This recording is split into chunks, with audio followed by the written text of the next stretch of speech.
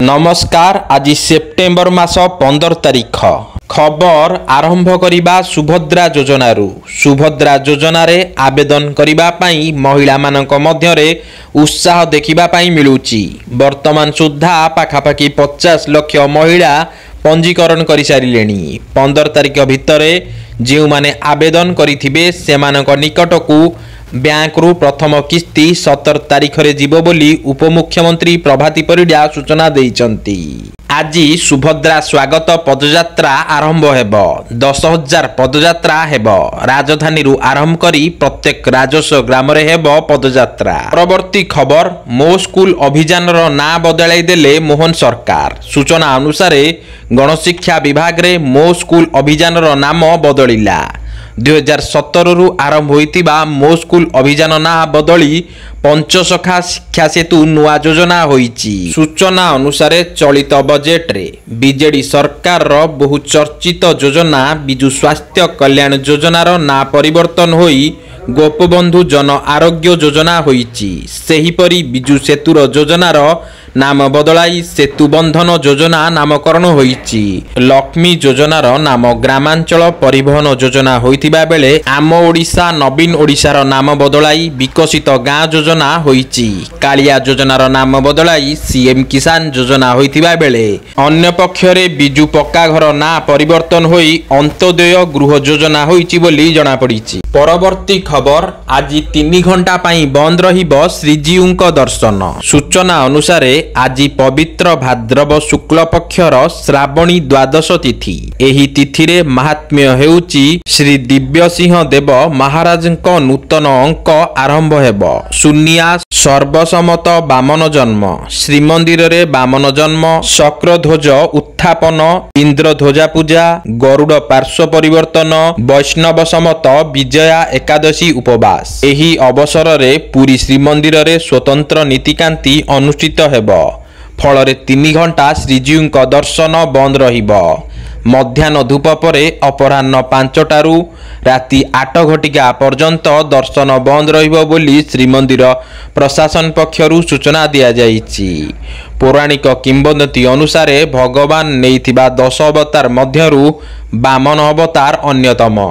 परवर्ती खबर बहु पूर्वतन मंत्री एवं विधायक निर्वाचन रे पराजित हेबा परे मध्य एपर्यंत सरकारी क्वार्टर छाड़ी नाहंती। सूचना अनुसार 16 विधानसभा भांगिबार 3 मास पूर्ण हेबा परे मध्य क्वार्टर्स खाली करिबा पई आगफच हेउचंती विभिन्न दलर 27 जन नेता। एहा भितरे अछंती अधिकांश बीजेडी नेता।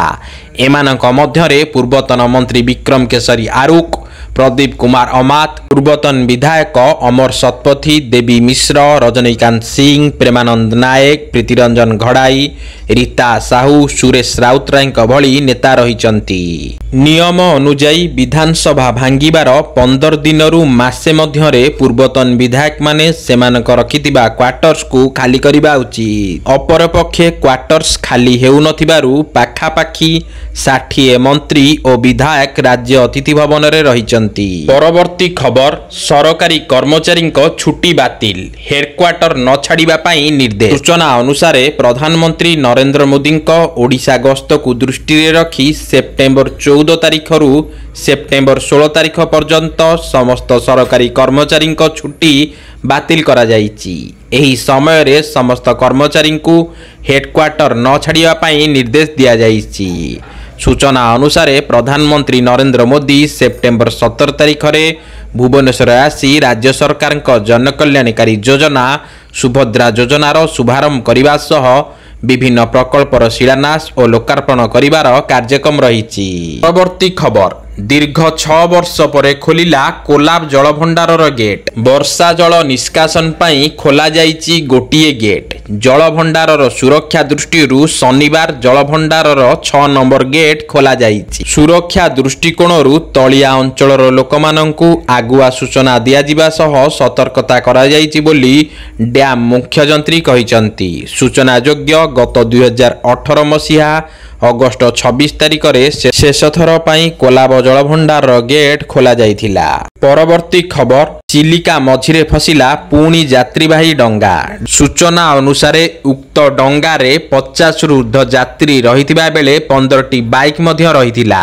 ମିଳିଥିବା ସୂଚନା ଅନୁସାରେ ବିଗତ ଦିନରେ ଏକାଧିକ ଥର ଚିଲିକା ମଝିରେ ଯାତ୍ରୀବାହୀ ଡଙ୍ଗା ଫସିଥିବା ବେଳେ ଶନିବାର ଏହାର ପୁନରାବୃତ୍ତି ହୋଇଛି।